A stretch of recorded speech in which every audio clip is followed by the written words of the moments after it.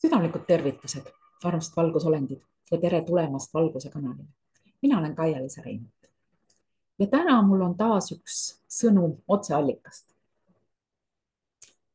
Ma ei teagi täpselt, mitmes see on, aga küll ma siia sellele pealkirjale õige järjekorranumbri pärast üles leian ja kirja panen.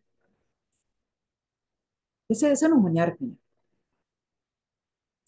Need asjad, mis sinu elus praegu juhtuvad,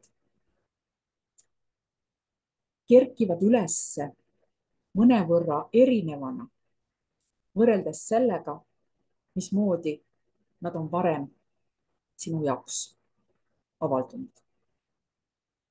Ja see ei ole mitte sellepärast, et olukorrad oleks kuidagi, välised olukorrad oleksid muutunud iseenesest ja sinul justkui oled juhuslikult selle koha peal, kus need energiad on teistsugused. Aga asi on ikkagi rohkem selles energias, mida sina ise oled siia maailma loonud ja läbi selle loonud erinevaid situatsioone.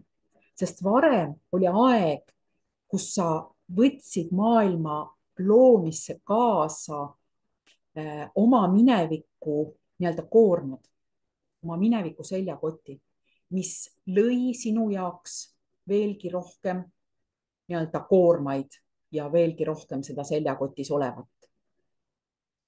Aga nüüd, kui sul on võime ja kui sa lood sellist muretumat ja enesekindlavat energiavoogu, siis see võimaldab ka reaalsusel vastata sinule hoopis teisel tasandil. Ja see kõrgemal sagedusel loodu sinu jaoks ei juhtu lihtsalt niisama juhuslikult. See vajab sinu kavatsust. See vajab sinu taotlust. Seega loo teadlikult taotlusi, taotle teadlikult ja loo teadlikult.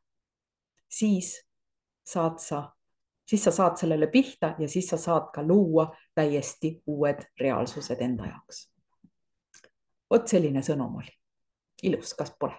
Kohtumiseni.